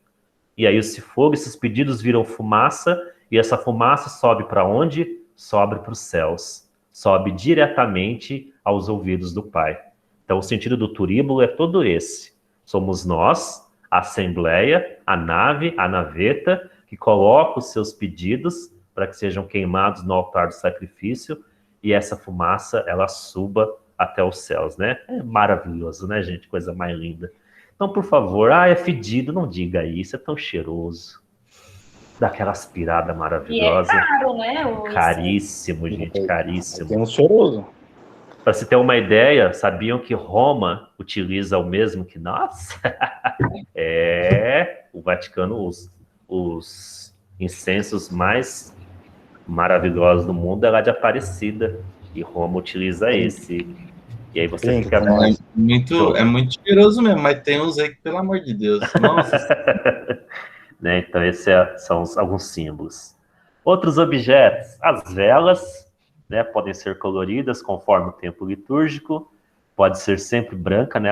Por que o branco, né? Daqui a pouco eu vou falar de novo das cores. Se você leu, né, o branco é a junção de todas as cores, né? Então, por isso que o branco ele é sempre, né, utilizado em qualquer momento. Mas pode ter os coloridinhos, né? Não tem problema não. As velas sempre tem que ser, o ideal seriam em número ímpar, né? Mas o altar nem sempre favorece, então fica em número par, né? Mas geralmente a Mariela coloca junto com nós ministros 3 e 3, né? Para ficar ímpar de um lado e ímpar de outro. Mas quando o bispo está celebrando, tem que ser. Ou tem que ser 3, ou tem que ser 5, ou tem que ser 7. Né? Não pode ser par, né? Porque o bispo é o representante, né? Então, é para gerar imperfeição. Né? O altar ele está imperfeito. Quando chega o bispo, que é o próprio representante dos apóstolos, aí temos a perfeição com ele. Tá bom? O sininho, a campainha, né, que é o que o coroinha bate, o acólito bate, às vezes o ministro pode ser que bata alguma vez, mas é só para relembrar o momento em que começa a consagração, o momento mais importante da liturgia, tá bom? Não é um objeto obrigatório, né? Não é obrigatório, né? Ele pode ser omitido, né? Pode ficar em silêncio, não é obrigatório, não. Na Quinta-feira Santa, ele toca no Glória, e aí, já na hora da consagração, ele não é utilizado mais até o Sábado Santo, né? É isso, né? Isso, né? A igreja na Quinta-feira Santa, após o Glória, ela silencia, né? Ela entra em total silêncio, porque o Cristo vai se entregar. Então, não tem mais consagração. Acontece uma consagração na quinta, depois na sexta não tem mais, a gente pega as reservas, e depois só vai no sábado que vai ter o outro Glória, né, o Glória da Ressurreição. Então, a igreja se silencia a partir daquele momento, né, até a ressurreição do Cristo. Ô, Cris, eu não sei se vai ter aí, mas a pala, ela não aparece? Eu não lembro se eu pus aqui. Mas ela também não eu pus, vai estar nas alfaias. Ah, tá, mas assim... então depois eu pergunto. Acho que ela vai estar nas alfaias. E a cruz processional, né? Por que tem a cruz? Por que a gente faz procissão de entrada? Quem acha? Quem sabe? Não vale quem já conhece. Eu ia responder. Por que tem procissão de entrada? Para lembrar a entrada de Jesus em Jerusalém? Eita, um dos tópicos, né? A procissão... Jesus conduzindo o seu povo? Isso, né? A gente sempre lembrar isso, né? Quem sempre está à frente de nós é o Cristo. Ele caminhou 40 anos, né, no deserto com seu povo, caminhou 40 dias com o próprio Cristo no deserto, caminhou com Cristo na entrada de Jerusalém, caminhou com Cristo quando ele foi para o Calvário e caminha todos os dias conosco, né? Então, para a gente lembrar isso, que é o próprio Cristo que está à nossa frente. Sempre a cruz vai à frente, exceto quando tem a missa solene, que aí vai o turíbulo e a naveta de objetos, tá? Vai o turíbulo e a naveta, porque representa a própria comunidade que vai pedindo para o Cristo, né? Então, o padre, quando inicia a missa, ele abençoa, coloca um pouco de incenso no turíbulo, ele já entra fumegando, e essa fumaça já vai vindo junto com Cristo para que possa ouvir os nossos pedidos, as nossas orações. Lindo, né? Vou mudar um pouquinho para os gestos, tá? Para não ficar muito cansativo. Daqui a pouco eu volto para as alfaias. Gestos litúrgicos, pessoal, muito importante. São 3, existem várias, né? A gente pode até elencar aí umas 8, mas 3 mais importantes. De pé, de joelhos e assentados, né? Já lembro do Padre Anderson, podem se assentar. Né? Então, nós temos também os sinais de referência. Deixa eu voltar, achei que eu tinha que colocar a explicação. Estar de pé, então, sentido de atenção, né? Inicia a celebração de pé, ouvir o evangelho de pé, né? Iniciar a orar irmãos e irmãs de pé, né? Então, sempre a gente se coloca em posição de ouvir, em posição de muita atenção. De joelhos, né? Sinal de adoração, sinal de respeito, de louvor ao Cristo, né? Na hora da consagração e ao receber algumas bênçãos. E assentado, né? Momento de escuta, de reflexão, né? De sabedoria, né? O Cristo, quando falava, pedia que as pessoas sentassem, né? Então, de fato, é um momento para ouvirmos com muita atenção a palavra de Deus. Sinais de reverência, né? Então, as inclinações de cabeça e do corpo. A inclinação é sinal de reverência e de honra, que se presta às próprias pessoas ou às suas imagens. Então, a gente inclina a cabeça, primeiro ao altar do Senhor. Então, quando nós entramos, né, para ir para o presbitério, é como se fosse uma referência, pedindo ao Senhor que nos permita adentrar no seu mistério. Então, é a primeira inclinação. Chegou no altar, não tem inclinação, é o padre que beija o altar, é o beijo do padre, tá? Depois, qual hora que você inclina? Aí, o padre Marcos Paulo, eu ainda sou meio teimoso com isso, mas o padre, numa formação que colocou, quando fala de Nossa Senhora na consagração, podem observar, sempre que ele fala da Virgem Maria, ele faz uma inclinação, né? Em referência à Mãe de Deus. E depois, ao final, nós também fazemos reverência ao sairmos do altar, novamente pedindo ao Senhor que nos permita, né, viver o seu mistério agora. Os leitores fazem para a palavra de Deus e para o sacerdote, né, para a cruz. Nós também temos que fazer sempre quando passamos em frente ao altar para a cruz ou para o padre, e quando está na consagração, fiquem atentos aos acólitos. Quando eles voltam, provavelmente quem está com vela, quando eles voltam, aí eles fazem para o altar, porque o Cristo vivo está presente ali. Então, o principal, cadeira presidencial. Como nós favorece com a cruz, fica mais fácil. Mas a referência principal é para o padre, junto ali à cruz. Quando está na consagração, aí já é para o Cristo ali no altar, onde o padre também está. Então, favorece bastante coisa. Mas para não ter erro, passe em frente do altar e faz a reverência para ele, tá? Não tem erro. Ô, Cris. Aí. No momento do creio, nascido da Virgem Maria, também não tem, ele também não faz essa inclinação com a cabeça? Da Virgem Maria eu nunca reparei, vou dar uma reparada. Eu só vi ele fazendo na hora da consagração. Eu nunca reparei, nunca fiquei atento a isso. Eu não lembro que formação que foi, que tinha falado que, assim, que eram esses 2 momentos, né? Que falava da Virgem Maria, que era o creio, e no rito eucarístico. E, assim, é só o padre que faz, ou quem está no presbitério todo também tem que fazer?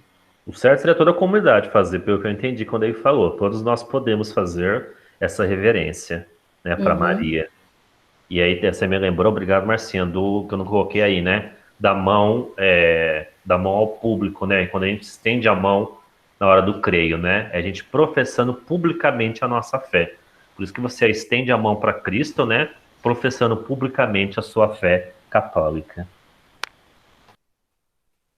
E a genuflexão, né? Que é a gente colocar o nosso joelho direito, né, no chão, né? Significa a expressão um culto de latria, ou seja, de adoração, né? Então, quando a gente entra na igreja, a gente faz a genuflexão para Cristo, de fato, nós adoramos ao próprio Cristo que deu a vida por nós.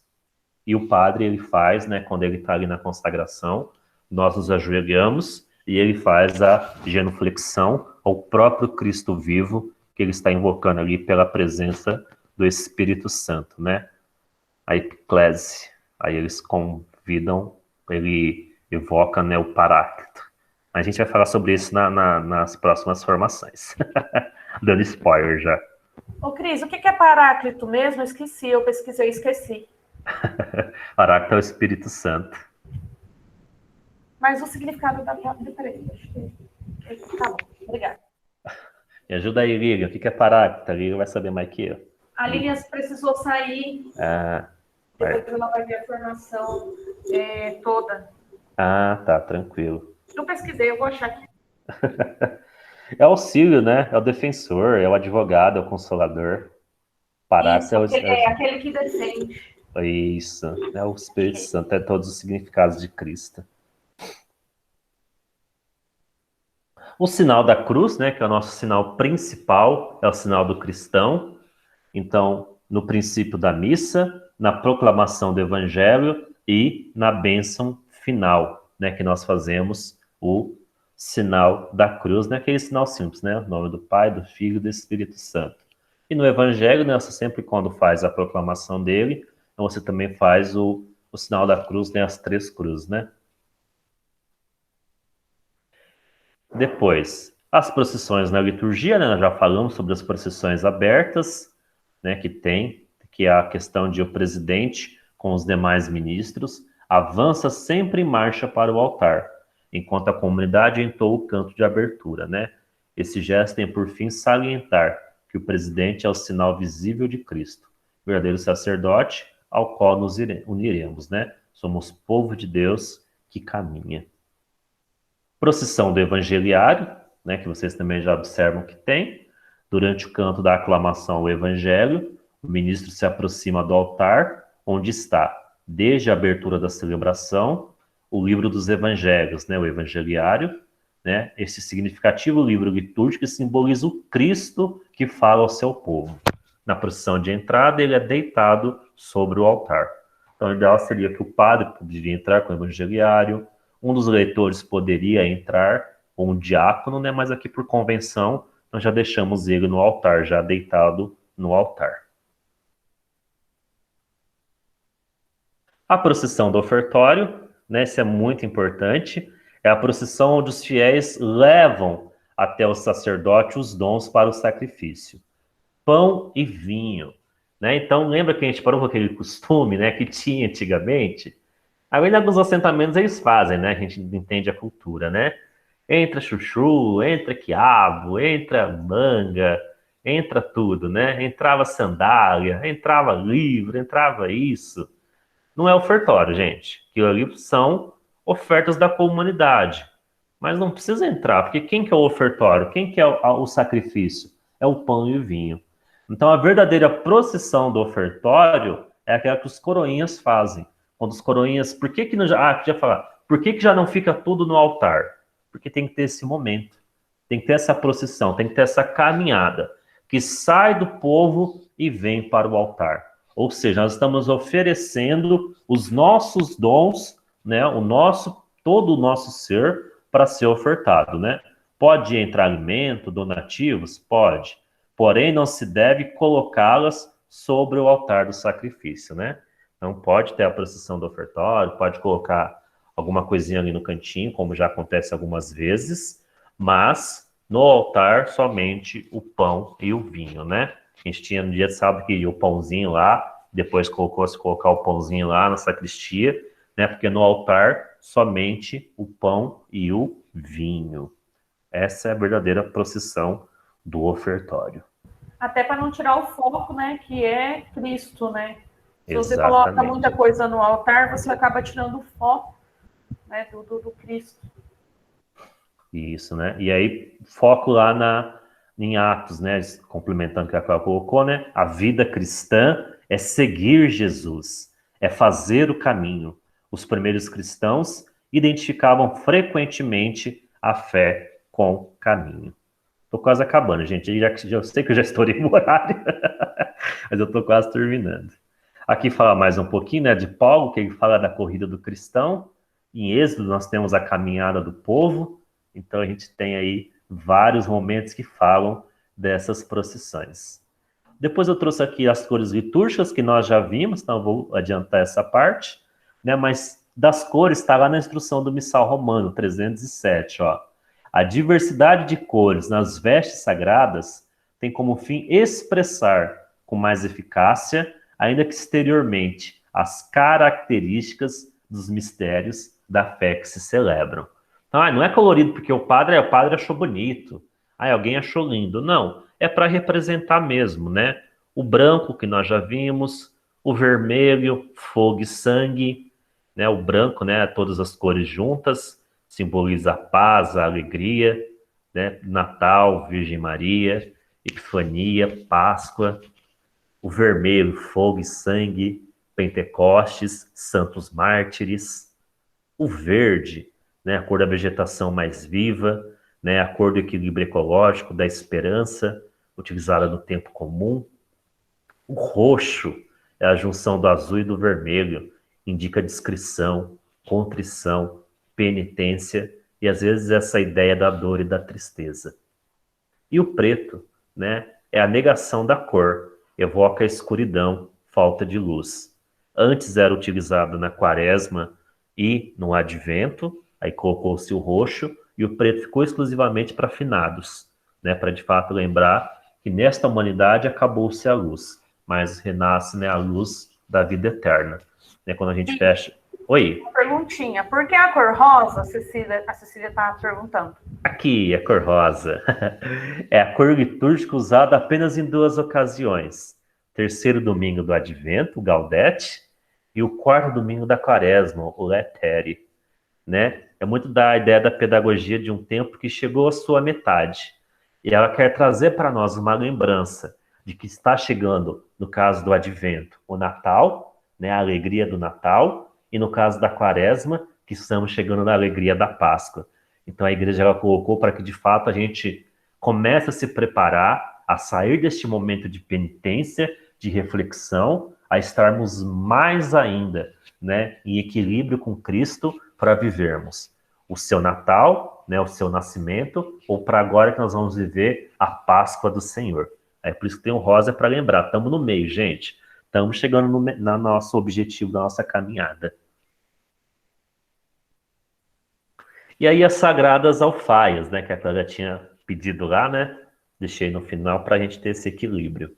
Então, o corporal, o sanguíneo, a pala e o manustérgio, né?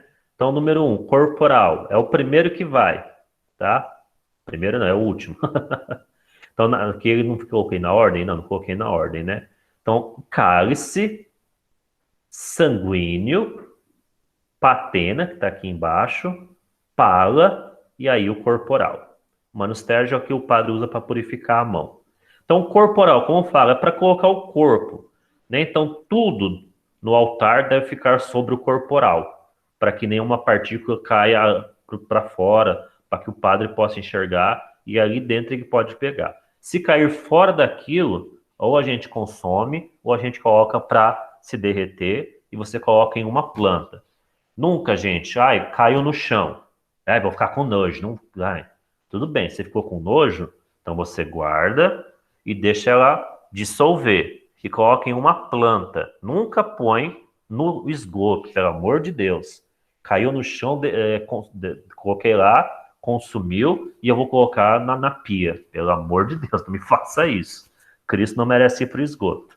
Cristo merece dar vida. Então, se não vai dar vida para nós, vai dar vida para as plantas. Então, o corporal é para a gente ter esse zelo, esse cuidado com o corpo de Cristo. Sanguíneo, né, para limpar o sangue, para limpar o cálice do vinho ou alguma coisa na boca do padre. E assim também para nos auxiliar. A pala é só para proteger. Um pedaço de pau mesmo, pedaço de madeirinha, para que não caia nenhum bichinho, nada no cálice. Mas então é algo não necessário. Assim, seria obrigatório. É obrigatório, ele se torna obrigatório porque é para você não ter nenhuma impureza caindo aqui no cálice, né, no sagrado. Mas antes era usado mais só em missas campais, né? Isso, missas campais, em assentamentos, né, em locais que tinha aqueles bichinhos que incomodavam. Mas agora, de fato, né, para essa questão mesmo, né, de não cair nada lá. E o manus tergio, né? Manus tergio vem de mãos, né? Manus, né? De purificar as mãos, para que o padre possa purificar as suas mãos. É o Mano Sérgio, para não esquecer. A gente A gente fala fala isso isso para as crianças. Porque não é toalhinha, né? A gente tem a mania de falar assim, a toalhinha do padre, mas tem um nome específico, né? Eu Não. acho que o Marcos quer perguntar alguma coisa. Pode falar. Marcos, você levantou a mão. Foi sem querer. Esse aqui, pessoal, legal também, mas esse aqui merece também uma celebração, uma formação específica, mas eu trago para conhecimento de vocês. E são as insígnias episcopais. Nós também temos as insígnias papais, mas aí deixa para um outro dia, mas é legal vocês saberem. Tem essas 5, né? O báculo, o solidel, o anel, a mitra e a cruz peitoral. Cada um tem o seu significado, tem o seu porquê, mas, né, vai ficar para uma outra formação. Mas vocês sabem que esses são os principais símbolos que identificam um bispo. Lembrando que o padre Marcos, ele usa, às vezes, o solidelzinho, né? Ele usa o preto, né? Ele usa eu esqueci o nome dele. Não é mitra, né? Tem um nome lá que eu esqueci. Esqueci também. Vocês sabem que o padre Marcos, ele tem um mestrado, né? Então, como ele tem um mestrado, ele pode utilizar o barrete. Ele pode usar o barrete, que significa essa questão que ele tem do mestrado. O bispo, já o solidel, é o roxo, né? O bispo usa o roxo. Os cardeais usam o vermelho e o papa usa o branco, tá bom? Mas aí numa outra formação a gente conversa sobre as insígnias episcopais. Paramentos litúrgicos, casula, estola e alva. Então a alva, né, representa a pureza de Cristo. A estola, né, o padre usa, o diácono usa na diagonal e o padre e os bispos usam na vertical. E a casula, né, agora é obrigatório o padre usar todo domingo para lembrar a importância, né, de celebrar a ressurreição de Cristo. Cada um também tem um significado, tem um porquê, é uma outra formação. Eu estou trazendo, tá? A dalmática, usada muito pelos diáconos, né, mas o padre, se quiser, pode usar, mas normalmente é diácono que usa. O véu meral, que é esse aqui, né, vocês já conhecem, que usa para expor o Santíssimo, né, e o padre carregar o Santíssimo. E a capa magna, ou de asperges, né, o padre pode utilizar junto com o véu meral, mas normalmente aqui ele utiliza no Domingo de Ramos. Né, Domingo de Ramos ele tem uma capa linda, maravilhosa, né, como já disse, né, Padre Marcos Paulo tem um gosto maravilhoso, lindo, as vestes dele. O uso do incenso, né, como a gente já colocou, né, para exalar o bom odor de Cristo, né, o uso do incenso é antiquíssimo, né, antes da era pré-cristã, né, e quando a gente vai na Bíblia para compreender melhor. No Templo de Jerusalém, já antes, né, em torno da Arca da Aliança, já tinha o rito do incenso, né, então ele é bem clássico nessa questão da utilização do incenso. A gente vai lá em Êxodo também, tem essa questão do altar do incenso, tem lá que fala, né, então por isso que tem essa questão de fazer, né, essa utilização. Lembrando que quando é o bispo, tem que se ajoelhar, né, também é um bispo, né, vejam aqui o roxinho, quando é um bispo ajoelhado, né, quando é o padre não precisa se ajoelhar não, tem problema. E aí aqui, né, vários sinais, né, que a gente viu hoje, né, que fica aí, né, então a questão do por Cristo, com Cristo e em Cristo, a procissão do Domingo de Ramos, a leitura, né, dos evangelhos, a incensação, né, a apresentação do evangeliário, né, então são os diversos sinais da liturgia que nós temos na nossa igreja, que é riquíssima, né? E para finalizar, pessoal, né, deixa aí uma fala de São Tomás de Aquino, que ele diz: com devoção te adoro, latente divindade, que sob essas figuras te escondes na verdade. Meu coração de pleno sujeito a ti obedece, pois que, em ti contemplando todo ele desfalece. A vista, o tato, o gosto. Certo jamais te alcança. Pela audição somente te creem com segurança. Crê em tudo o que disse, que Deus Filho e Cordeiro. Nada é mais da verdade que tal voz verdadeiro, né?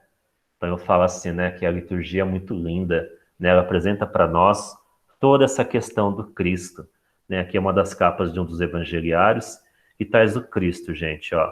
Então, aqui a águia de São João, o homem de São Mateus, o leão de São Marcos e o bezerro de São Lucas, né? Já estou me estendendo, mas depois a gente conversa, né, no momento oportuno sobre os 4, mas é principalmente do início dos seus evangelhos, né? O evangelho de Mateus inicia com a genealogia de Cristo, né? Traz toda, né, a sua humanidade, e ele foca muito nessa questão do Cristo próximo ao humano. O evangelho de São Marcos ao leão, que começa do deserto, né? O deserto, o leão é a representação de Satanás, né? Então lá está o leão, né? Lá onde está o inimigo, que depois o leão se torna o próprio Cristo, o leão de Judá, aquele que venceu as tentações. Lucas é o bezerro que começa no templo, onde eram sacrificados os animais. Lembrando que Cristo, ele pede que seja trocado o sacrifício dos animais para o sacrifício dos humanos, né? E ele mesmo dá o maior dos exemplos. E a águia, São João, é o evangelho mais eclesiástico, né? Um evangelho mais eu esqueci a palavra agora, mas a águia, né? Deus se fez carne e habitou entre nós, né? Então Deus vem lá do alto, né? A águia que está lá no alto, ela desce até a humanidade para fazer o quê? Para nos salvar. Então a gente vê aqui Maria e São João, né? Que nós possamos na liturgia ser como eles. Maria guardou tudo no silêncio do seu coração. E São João acolheu Maria e se tornou a nova comunidade. Então, que ao sermos ministros, que nós possamos de fato isso. Lembrar de tudo que Cristo fez por nós. Fazermos memória de tudo isso. E principalmente guardar no nosso coração e bem celebrar a vitória de Cristo, né, sobre a morte, né? Nesse desenho aqui, percebam. Cristo de braços abertos na cruz, João de braços fechados, né, para que ele possa de fato sentir no coração, e Maria de mãos postas, sempre rezando, sempre pedindo, né, que tudo seja feito à vontade de Deus. Eita, quase que eu não acabo, hein, meus irmãos? Cristiano. Oi! Cristiano, deixa eu só